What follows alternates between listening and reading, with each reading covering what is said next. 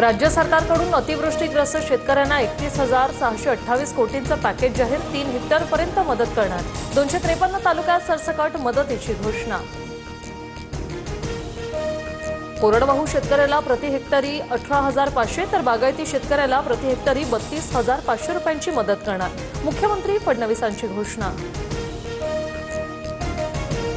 खरडून गेलेल्या जमिनीला प्रति हेक्टरी 3,47,000ची मदत मिळणार। 47,000 रुपये कॅश तर 3 लाख रुपये नरेगाच्या माध्यमातून देण्याची फडणवीसांची घोषणा।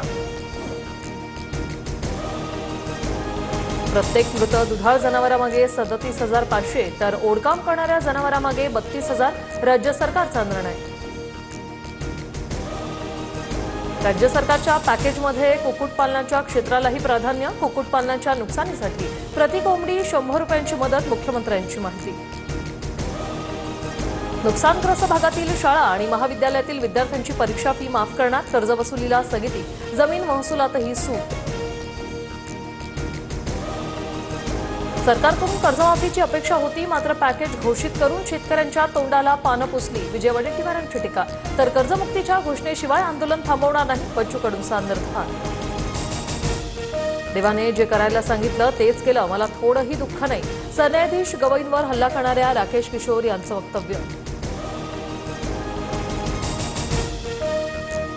पंतप्रधान मोदींसह फडणवीसांकडून सरन्यायाधीश गवईंवरील हल्ल्याचा निषेध व्यक्त। तर सरन्यायाधीशांवर नाही तर हा संविधानावर बूट फेकण्याचा प्रकार।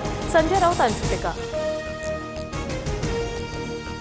मराठा कुणबी जीआरला स्थगिती देण्यास मुंबई हायकोर्टाचा नकार। 2 सप्टेंबरच्या शासन निर्णयाला अंतरिम स्थगितीस नकार। राज्य सरकारला हा मोठा दिलासा। ओबीसी संघटनांनी कोर्टात 3 याचिका केल्यात। आमची याचिका निकाली काढण्याऐवजी स्थगिती देण्यात आली। आता आम्ही सुप्रीम कोर्टात याचिका दाखल करणार। विजय वडेट्टीवारांची माहिती।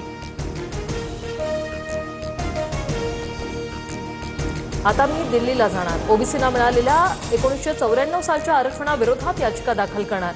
जीआर विरोधात कोर्टात जाण्याच्या इशाऱ्यानंतर जरांगेंचा निर्धार। आमची घरं उद्ध्वस्त केली तर आम्हीही मागे लागणार। भुजबळांमुळे ओबीसींचा वाटोळा होणार, जरांगेंचा हल्लाबोल। मुंबईतील कस्तुरबा रुग्णालयात सोहळ्यादरम्यान निवृत्त कर्मचाऱ्याने प्रबोधनकार ठाकरेंचं पुस्तक दिल्याने वाद।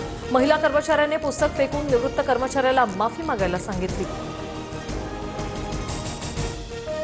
माजी महापौर किशोरी पेडणेकरांची कस्तुरबा रुग्णालयाला जात स्टाफसोबत चर्चा। परिचारिकांनी जाहीर माफी मागितली। प्रबोधनकारांची पुस्तकं कुणी झिडकारली नाही, फक्त नाकारली। पेडणेकरांची माहिती। सोन्यात 2,700 रुपयांची वाढ। सोनं प्रतितोळा 1,23,000 तर चांदी 1,57,400 रुपयांवर।